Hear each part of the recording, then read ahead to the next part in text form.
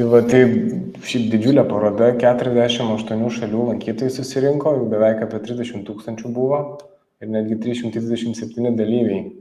Tai paskutinė vyko prieš 3 metus, bet dabar planuojama daryti jau už 2 metų. Ir turbūt toj pačioj vietai vyks. Ta lokacija jau tokia išdirbta, infrastruktūra paruošta. Tai panaudoja ir tą pačią biokuro, tarkim, žaliavą ten visokiam takeliam, tada kažkur tai yra jau pastatyti kaip namukai kažkokie, kur vėl įsikuria. Tai oras buvo labai įvairus. Pradžiai buvo geras oras, paskui antrą dieną baisiai lyjo. Tai daug žmonių nusprendė, tarkim, kas atvykę ir apsistoja ne vietoje, tai net nevažiuoti, o kažkokį miestą aplankyti šalia. Tai pirmą dieną netgi apsilankė apie 12 000 žmonių, 9 valandą eilė buvo didžiausia ir tada ta pradžia čia tokia, kur visi grūdasi ir ta lokacija tokia išdirbta, kur tie patys prekiniai ženklai, tie patys parodų dalyviai įsitvirtino netgi tose pačiose vietose. Kempingas irgi buvo, tai aš pats nusprendžiau kempingai ir nakvoti, niekur nevažinėti. Ir einant miegoti atrodė jau toks šurmulys buvo, bet 11 valandą visi kultūringai užtildė viską ir buvo galima ilsėtis. Tai pramogos ir edukacijos jų gausiai tikrai pasitaikė pramogų ir edukacijų. Turbūt čia ir yra būdas jiem apskritai pritraukti daugiau žmonių. Tai ir nuo mažiausių iki didžiausių, čia irgi, pavyzdžiui, pavyzdukas, kur padarytas toksai mikro miškelis, kurį neva nusiaubė uraganas, akiptis 2006 ir 2005 metais Švedijai įvykęs, ir tada jie tarpusavėje diskutuoja, ką reikėtų daryti, ką reikėtų šalinti, kaip pašalinti tos padarinius. Tai čia irgi buvo Sodros stendas, tų miško kooperatyvų savininkų. Tai visi stengiasi kuo labiau pritraukti ten ir vaišina visokiom kavom, keksiukais ir panašiai. Tai net nebūtina kažko turėti su savim, ten realiai įeini tą parodą ir jau vyksta visas gyvenimas. Man paliko įspūdį su žirgais, kas miškininkystę taikė, tai irgi atrodo, kad kažkur iš tikrųjų tą funkciją atlieka ir tie žirgai tokie nesibaidantis ir pripratę, aišku, prie žmonių dėmesio, kurie ateina kartais paglostyti ir prie to, kad apskritai reikia tą darbą atlikti. Ir jie taip įdomiai kombinuoja viską, kad pjauna rankomis, tada tempia, tai saugomose teritorijose šitas būdas pasiteisina. Berods ir pernai, ir užpernai, ir Lietuvoje kažką bandė daryti tokią edukaciją su žirgais, neatsimenu, berods Rokiškio rajone. Tai ta pati Sodra irgi taip tas švietėjiška veikla užsiema ir vienam stendų projektą, ką dar galima iš medienos išgauti. Tai čia ligninas, celiuliozė ir kad netgi rūbai, tekstilė ir turbūt irgi paskatina tada tuos esamus miško savininkus tiesiog patikėti jiems tą mišką, kad jie toliau galėtų turėti tą nuolatinį tiekimą, kuris yra būtinas, pavyzdžiui, lignino išgavimui, tiesiog dideli kiekiai medienos. Ir proga padiskutuoti apie ką čia, tai net ir pakuotės ir tokios jau plastiko labai pojūčio tos medžiagos pagamintos. Tai su kaip čia dabar, medienos ruoša, bet gal irgi tokiam linksmam formate pateikta, kur reikia tiksliai nuversti medį arba pašalinti irgi ant laidų įsitaisiusius medžius. Tai tenais buvo tiesiog programa, kada gali ateiti ir pamatyti, kaip viskas vyksta esamuoju metu tiesiog. Tai ten jau tie visi medkirčiai jau irgi yra tokie žinomi ganėtinai vietose, ten rodo, ką moka. Ir kairėje pusėje irgi matosi toksai irgi edukacinis modelis, kur vandens apytakos ratą, kaip sulaikyti tą vandenį dirvožemyje. Ir visur stenduose pakankamai nemažai žmonių, visi turi įvairių tokių traukos objektų, ten nuo tušinukų saldainių iki kažkokių tai dar dovanų pažadų. Tai pramogos ir edukacijos, kažkas gali atsisėsti ir pabandyti rastelį kelti. Aš čia irgi žiūriu per akinius, kaip vyksta tas prescribed burning, toksai tikslusis tarsi deginimas. Viskas nufilmuota 360 laipsnių kamerą ir taip atrodo, kad esi ten, aplinkui rūksta dūmai, kažkas ten degina, kažkas gesina. Kitas paveiksliukas buvo universiteto pritaikymas, Salų miestelio. Irgi vaikščiojo tiesiog dėstytojas ir jisai rodė, kaip atrodo klasės, ką ten mokosi, ką veikia po klasių ir panašiai. Ir va tokių modulių, kurie leidžia įsijausti į operatoriaus rolę, irgi buvo ne vienas. Ir jis sulaukė tikrai daug lankytojų, visiems įdomu arba pamėginti, arba ten pastovėti kaip prie kokio kompiuterinio žaidimo.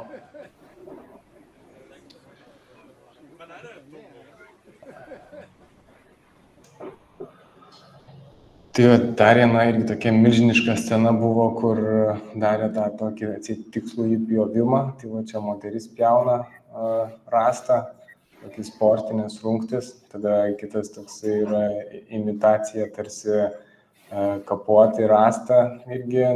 Ir vaikai ir suaugę visokie tenais bandė. Trečiam paveiksliukį parodo to, kad irgi kažkokia maža medkirtė tarsi pastatyta, ją ten vaikai įdeda į šalia esančią dėžę su sodinukais ir tėvai tenais irgi viską gilinasi, nes labai daug yra miško savininkų, kurie aktyviai domisi, ten lankosi ir aišku, su tuo miškų sektoriumi apskritai daug žmonių yra susiję vienaip ar kitaip, tiesiogiai ir netiesiogiai. Tai va, tie dalyviai parodos irgi stengiasi kuo labiau pritraukti tą platesnį ratą. Pavyzdžiui, tai irgi tokia pramoga, kad vieni pasiėmė pagaliuką, pasiėmė pastelę, yra toks aukuras ir visi sustoja ratu ir kiekvienas gali pasičirškinti tokį užkanduką ir keliauti toliau. Ten šalia dar buvo variklis, vos net 3000 arklio galių, kurie irgi kartais užkurdavo tokiam audio efektui milžiniškam, tai žmonės tiesiog susitikdavo pasižiūrėti, apie ką čia viskas vyksta. Tai medienos ruošos gamyba buvo irgi agregatų, tai galima daryti technikų, nes buvo stambesnių. Gali būti dalykas, kad vienas nedalyvavo ir konkursų, gali dar nusprendė gerai dalyvauti Stokholmo parodoj. Tiek buvo daugybė tų dalyvių. Ir va šitas man irgi visai patiko, atrodo, dar vienas žingsnis. Autonomijos links pavadintas A-Beaver. Tai yra giljotina šiuo atveju uždėta, bet jie planuoja jau tobulinti kaputį ir medkirtį galvutę. Tai 2 metrų aukščio, kuris gali 2 tonų, atrodo, visas agregatas, visai keliamąją dalimi, tada medžiai gali būti pritvirtinti prie to bendro odega, dėl to sakė, gavę tą pavadinimą. Ir tai sakyti, tinka gyvenimų ugdymą, sanitariniam galbūt kirtimam, jeigu būtų kitokie galvė ir geresnė aplinkai galėtų įvykti. Aišku, jų nėra daug parduota, bet jie tikstuoja, kad reikia būti ateityje, kai dar labiau uždengs žmogaus darbas. Tai turėtų toks daiktas būti dar reikalingesnis. Planuoja padaryti ir elektrinį variklį, kuris galėtų krauti ir baterijas, jeigu yra tokia pjūklas, su kuriuo pjauna, tada važiuoja iš šitą, įsigis garažas ir dar gali padėti papildomas funkcijas. Šiuo atveju viskas pjūkų daroma. Tai jie patys savo, kad viskas irgi pagaminta, kad daiktas kainuoja apie 120 tūkstančių, yra parduota, tai berods 10. tai yra pardavimų, kurie gamintojai ir vis tobulina. Vienos ruošos agregatai įvairiausių su pilnai paruoštų iki priekabų dalių, traktorių, ten galima būtų gilintis iki begalybės. Man būdavo įdomu pamatyti labiau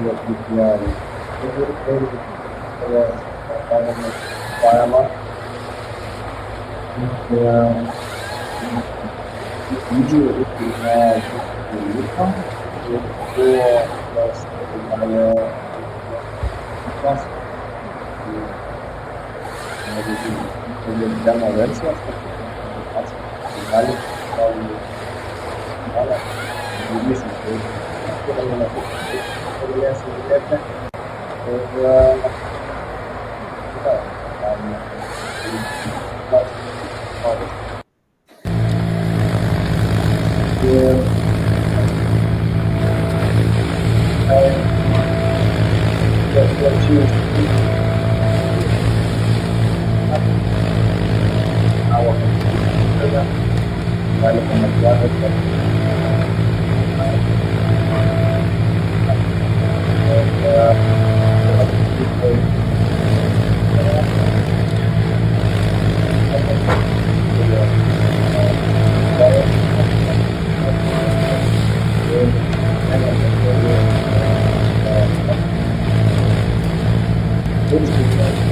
ranką pakėlė.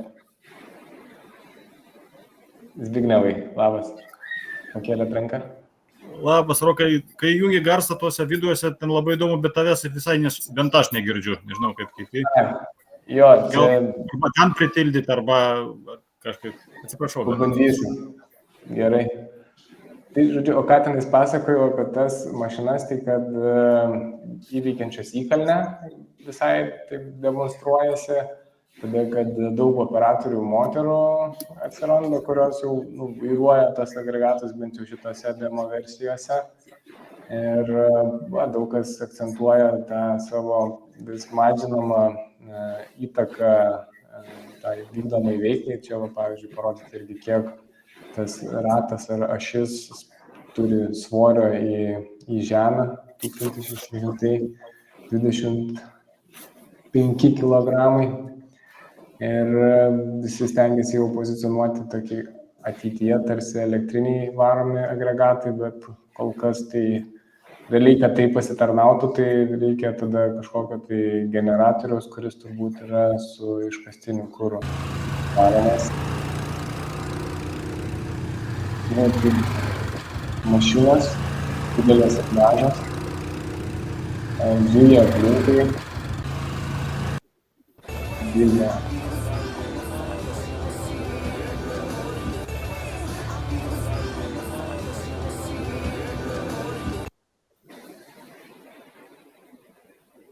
Malva. Šiaip Malva man tokį paliko visai pozityvų įspūdį, galbūt ir dėl to, kad jie buvo jau prieš tuos porą metų.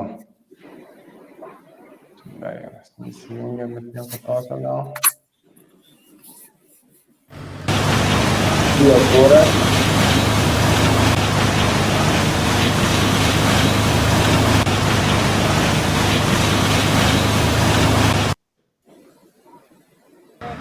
Kai nebedirba žmonės, tiesiog eina ten kaip į kokį balkoną pastovėti, pabūti savo įdomiai. Stronga iš Lietuvos, iš Mažeikio. Tai jie turėjo biokuro džiovinimo tokią talpą ir priekabas. Tai antrą ar trečią dieną pasakojo, kad dvi tas džiovyklės pardavė, tai nereikės vienos vežtis atgal, iš karto lieka Švedijai, o antrą reikės greitai pagaminti ir pristatyti. Tai visai nemažai iš tikrųjų buvo tokių egzempliorių, kur uždėta lentelė, kad parduota. Teko sutikti tiesiog vaikštančių lietuvių, kur išgirstu, kad lietuviškai šneka, kalbint daug ką mano, tai daug kas sakydavo, kad brangu. Tiesiog tie dalykai brangus, kad jeigu norėtųsi čia Lietuvoje naudoti, tai reikėtų greičiausiai kažkokių subsidijų. Tai iš verslo pusės galbūt taip ir yra. biokurą.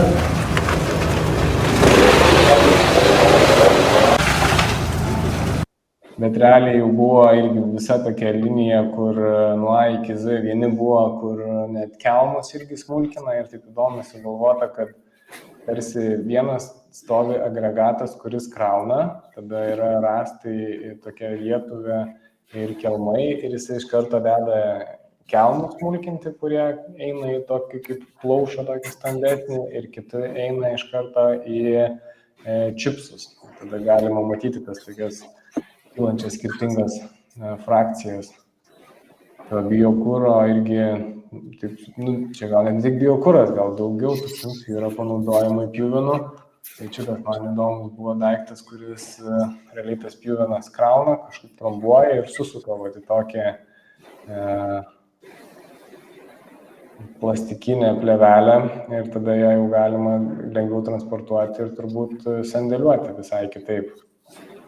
O tai kalbant apie ir tą strongą, kur sakė, kad džiovina tuos čipsus, tai visai yra kylanti rinka bioanglies, kur užkaitina, užgesina ir tada jau galvoja, kam dar naudoti ten ir dirvožemio gerinimui, ir vėl tam anglies dvideginio absorbavimui, tarsi toksai novatoriškas, tuo pačiu ir senoviškas sprendimas. Mes juokavome, kad tarsi lidiminė žemdirbystė, kur yra sudeginti medienos produktai, ir jie tada įpilami į dirvožemį ir tokiu būdžiu tas dirvožemis turtinamas.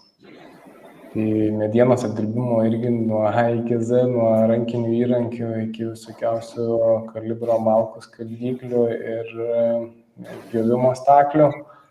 Tai visi tie daiktai, visi tie agregatai susilaukia irgi savo kažkokių žmonių susidomėjimo ir atrodo, kad ta rinka tenais yra tokia reali, ne tik tais tokia parodomoji edukacinė, bet daug kas ateina ir jau susiaurinti turbūt tą paiešką ir išsirinkti galutinai. Jie taip pat turėjo ir tokį rekreacijos kaip ir stenduką. Tai ten buvo tokie mokymai, kaip padaryti jungtis, tarkim, statant namelį, visokie pjauna kažką, degina.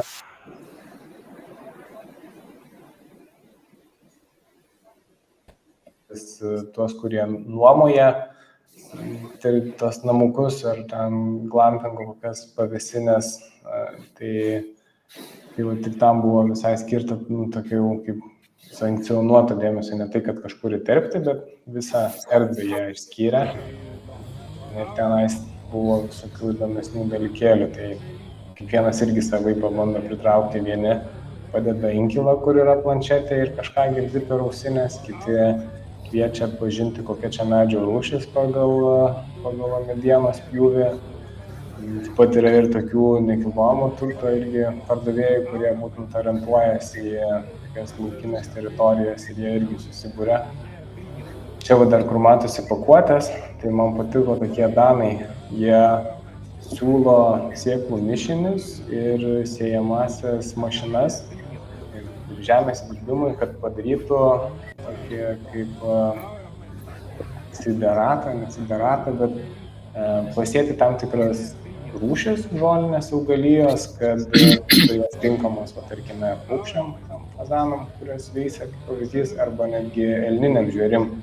Sako, jiems labai pasiteisina palei laukus, taip pamiškėse, jau lauko daly įveisti tokią juostą, poros metrų, dviem pravažiavimais, pirmyn atgal, ir tada tie elniniai, stiliniai žvėris, jie labiau linkę yra ragauti jau tas pasodintas žolės kažkokios skanesnės, negu kad eiti į lauką, kur yra auginama žmonių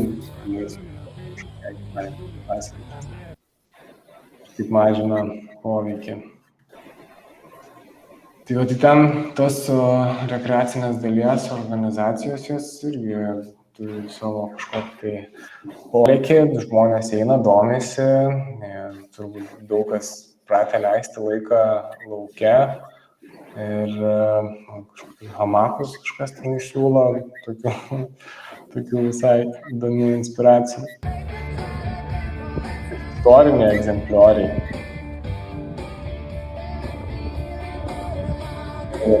Dvi malva mažiukas, šalia kitos, jos skiria kokie 30 metų mažiausiai.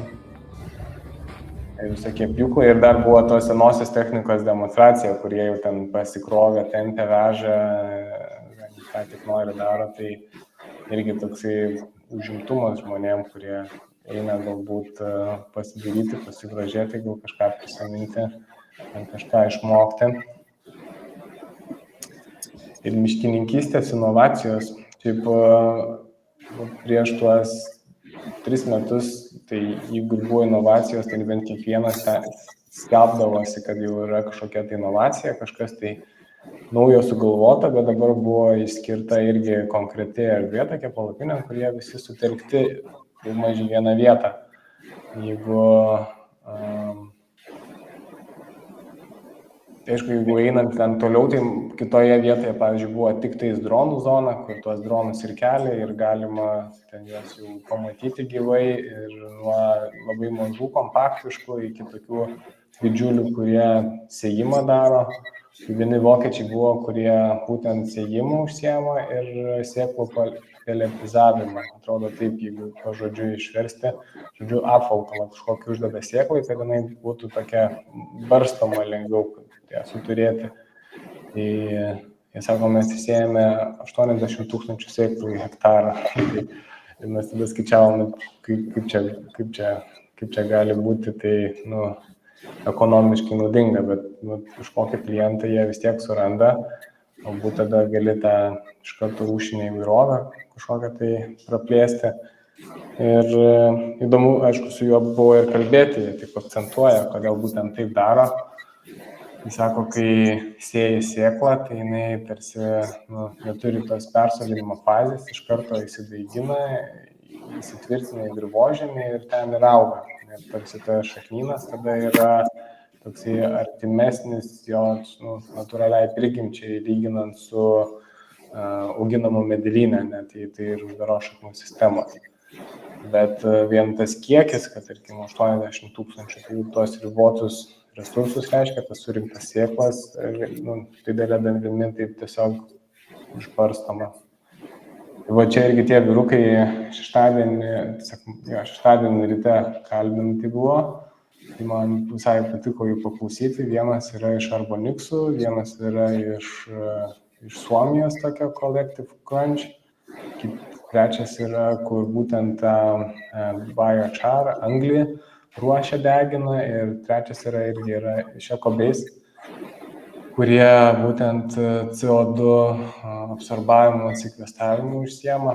Tai toks buvo irgi surinktas kolektyvas, visai nemažai jaunų žmonių tam stende, visi vis keičiasi, kad nepervargtų ir labai noriai dalinasi patirtimi ir kalbina ir šviečia. Tai čia, taip atrodo, ir buvo tas toksai inovacinis langelis, kur pakankamai jauni, jau pakankamai turi kažkokius tai pasiekimus ir tada, kai dalinasi tą mintim, tai irgi jos tokios gan futuristinės. Čia pavyzdys iš vieno iš tų stendų, tai pavyzdžiui, ekrane per vidurį matosi toksai dikčiukas, kurį pasideda ant mašinos tiesiog priekinio stiklo, jisai paima lokaciją, jisai filmuoja tą kelią esamuoju metu ir jisai nustato tada,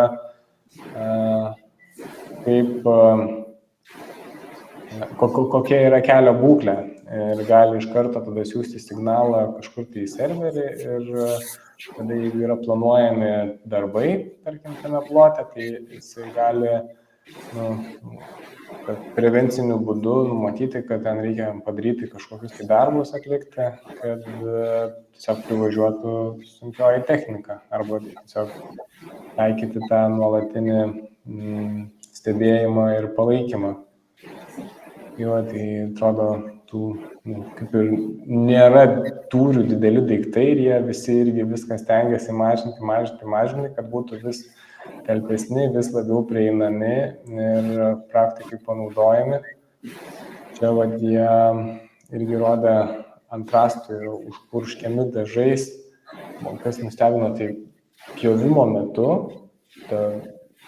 jie užpurškia kodą ir paskui, kai jau rąstai yra pristatomi į fabriką, tai vyksta skanavimas ir tada galima tiksliai nustatyti, kuris čia yra rąstas, iš kurios vietos. Ir tikslioji miškininkystė tada yra žingsnį, kur galima jau labai konkrečiai atsekti tą medienos kilmę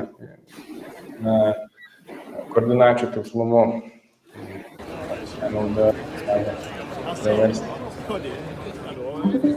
Va čia tas autonominis sodintuvas. Tai jis toksai gražus.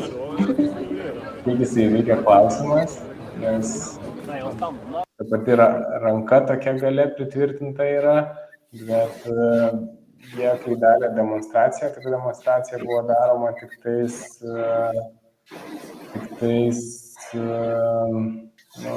skaitmeniniu būdu, ta prasme, tik vizualizacija. Vietoje, kad pamatytum, kaip tą medį įdeda ir kaip nustato tą vietą, kažkaip nepavyko užtaikyti. Tai čia gal tokia didelė užmačia buvo, tiesiog padaryti kažką tokio novatoriško ir štai gavom apdovanojimų visokių, bet dar čia turbūt tolima pakankama ateitis. Bet šitas, pavyzdžiui, Deep Forestry, visai ta ateitis jau artimesnė. Jie Mondrono turi tą modulį tokį, kur yra 3 sudedamosios, tai yra lidaras, hiperspektras ir fotokamera. Ir dronas yra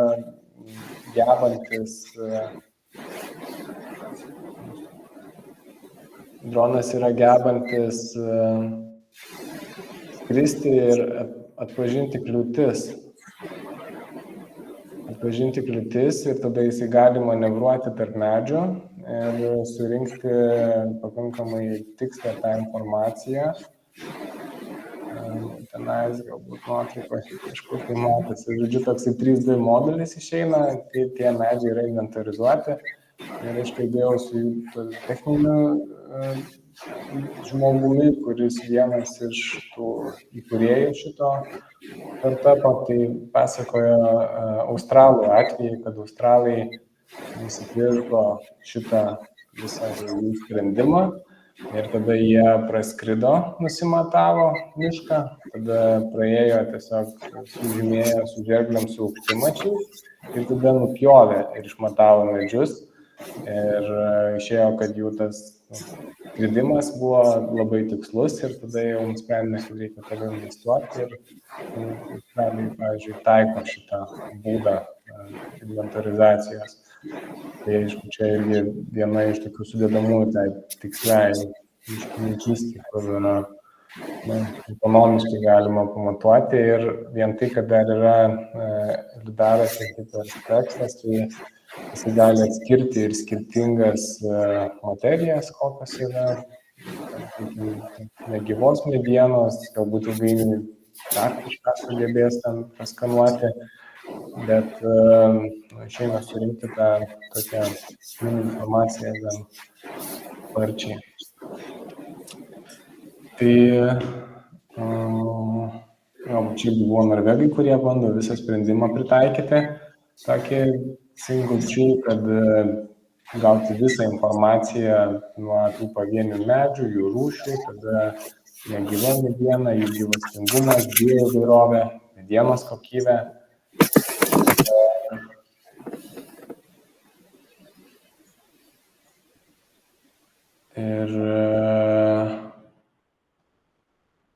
Ir va, kaip tai veikia realybėje, tai irgi tenais jie rodė skirtingus visokius vaizdelius, dar nėra taip, kad būtų kažkur tai sudėta į sistemą, bet turbūt irgi laiko klausimas. Čia dar irgi apačioj matosi toks norvegiškas rodiklis tarsi, tai jie bandė irgi padaryti, kad galėtų tiksliai numatyti, kurioje vietoje yra pasodintas medis, tiesiog yra antena Ir dar yra kamera, kuri fiksuoja aplinką ir tarsi irgi padeda ir tą prevencijai, kad galėtum žinoti, ar tas žmogus pasodina tinkamai.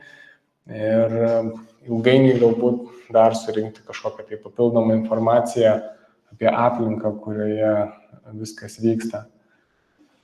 O čia va kairėje, kur yra tas kelios nuotraukėlės, tai yra Suomio toksai produktas Collective Crunch. Tai jie irgi bando kombinuoti tos duomenis iš skirtingų lygmenų, skaitant ir palydovą, ir tokiu būdu teikti informaciją apie kažkokius pažeidimus, atlikti inventorizaciją ir dar įdomi dalis tai tą bioįvairovės indeksą, kad apspręsti. Tai praktikoje, taip, kaip kalbėjau su tuo žmogum, tai ten sunku nueiti iki detalių, kaip jis gauna tą bioįvairovės indeksą, bet jis planuoja daugiau pasikalbėti, nes jie jau dirba Suomijoje, Estijoje, Latvijoje ir galbūt ir Lietuva ateis.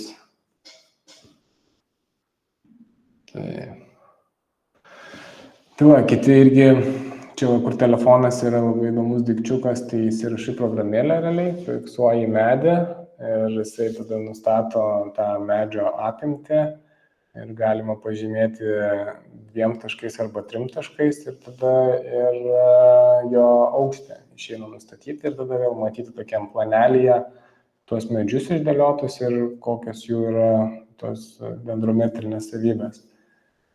Toliau čia per viduriuką yra Tribula, tokia programėlė, kuri prasidėjo nuo medienos prekybos. Jie tiesiog bandė padaryti tokį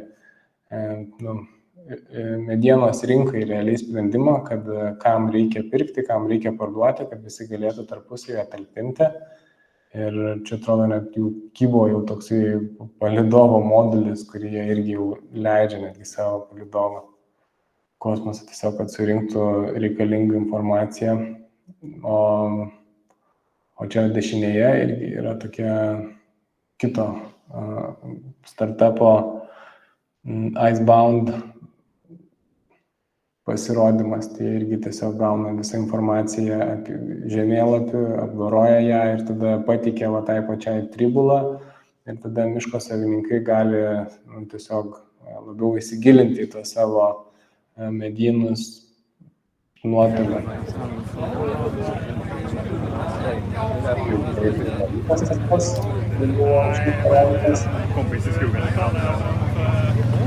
O ekrane važiuoja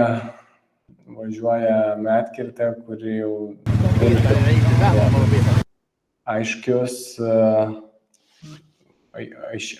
kryptis, kur jai reikia vykti ir ką jai reikia pjauti, nes viskas yra sužymėta 3D plane. Įveisimas, atkūrimas. Čia lietuvių netgi sodmenis buvo valstybinių miškų stendas, visai šauniai ten jie susistatė. Ir atrodo, kad turėjo ir susidomėjimą, iš tikrųjų, irgi iš miškų savininkų, daug aš klausė, čia man iš jūsų gauti tas sodmenis, tai turėjo darbo kolektyvus atsakinėti ką. Trys įmonės realiai ir buvo, tai valstybiniai miškų urėdijai, Stronga ir Skogran, kurie kaip Bestplanter čia pozicionavosi.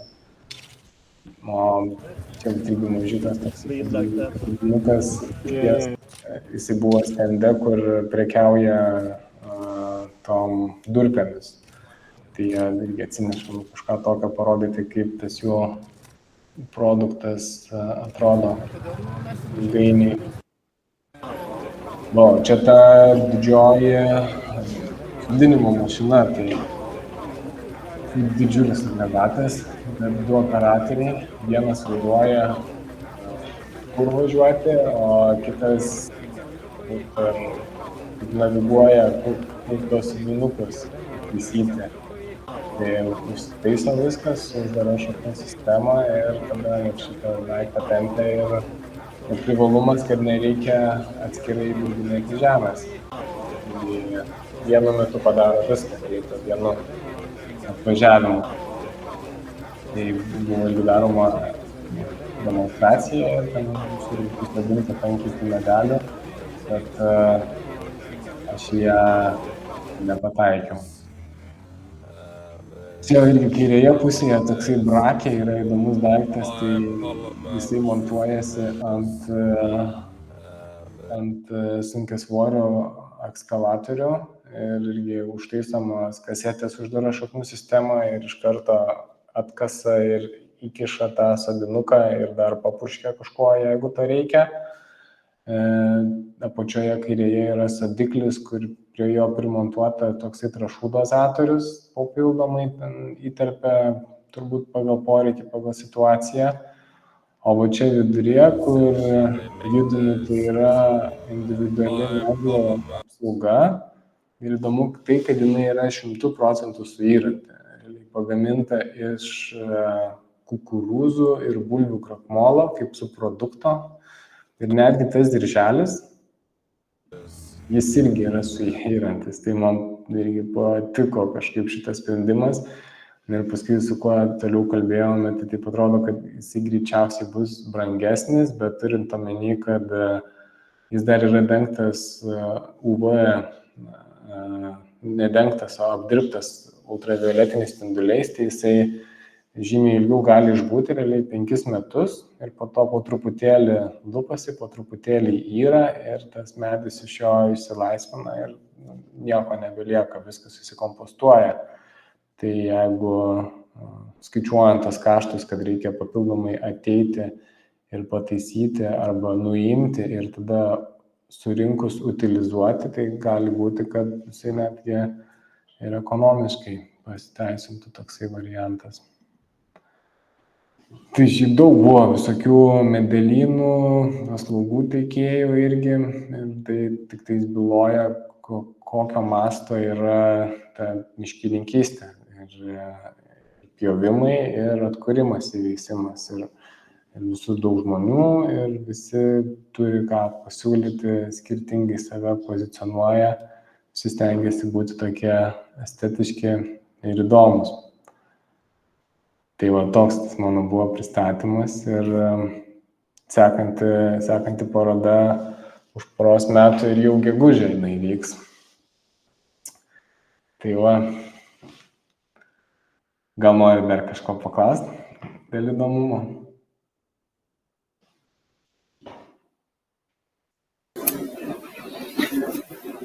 Ar ką nors išskirtinio tokio, kas nors, ką manytumėt, kad galima pas mus pritaikyti ir vertas dėmesio ir ekonomiškai, ir techniškai, ką iš šitų dalykų?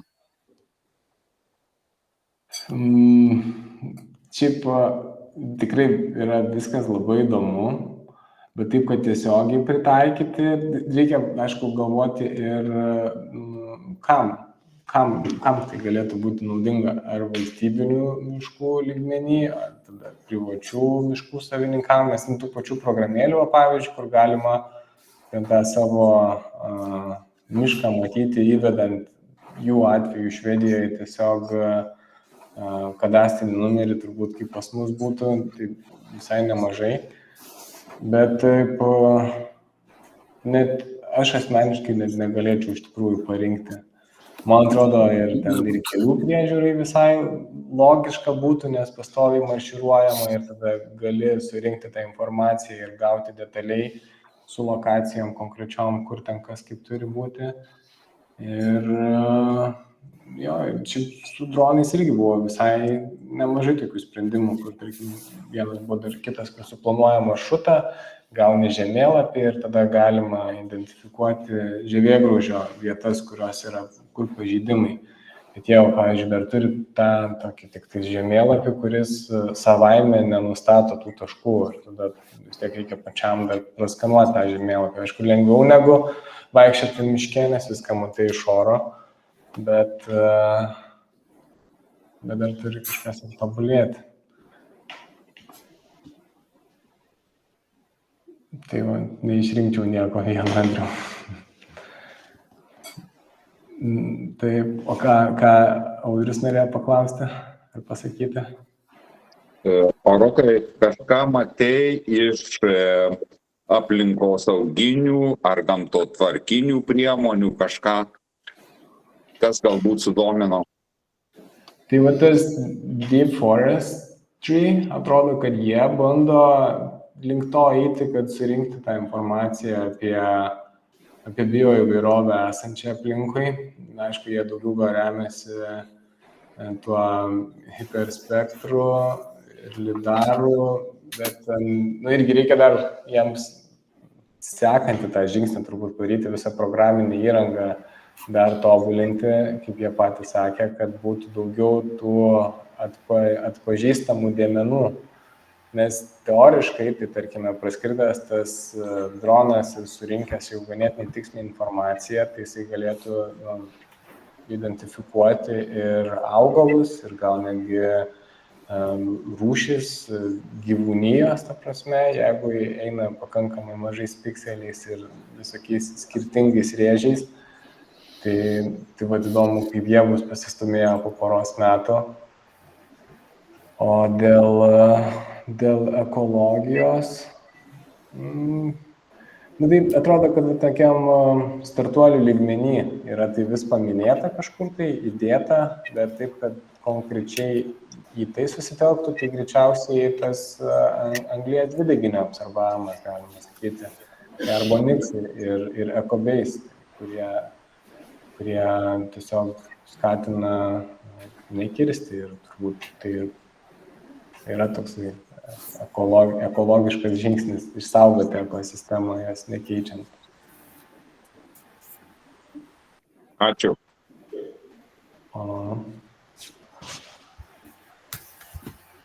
Vignevai, komentaro?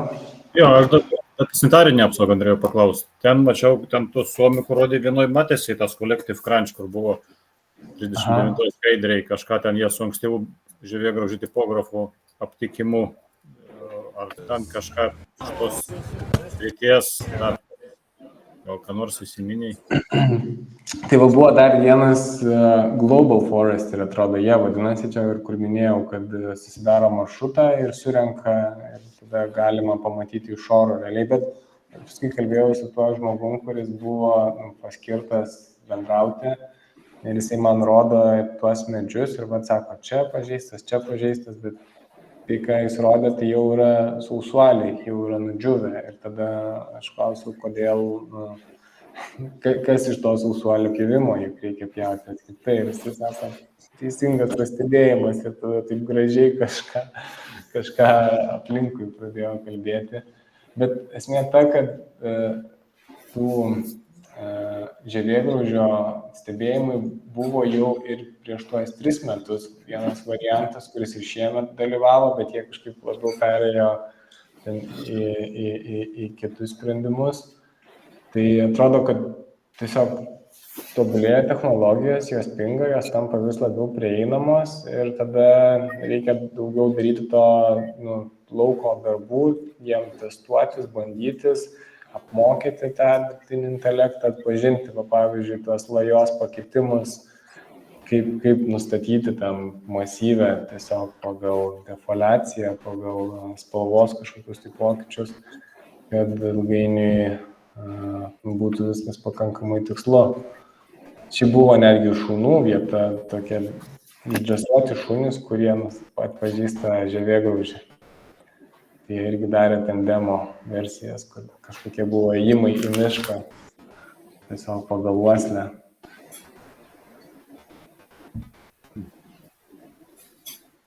Audriau, liko ranka jūsų? Jeigu Audrius neklausė, tai aš dar paklausiu. Mielai. Nebuvo vaikščiančios medkirtės, aš kažkada gal prieš 15 metų buvau toj parodoje, tai ten modelis, prototipas buvo kalnuose kirsti.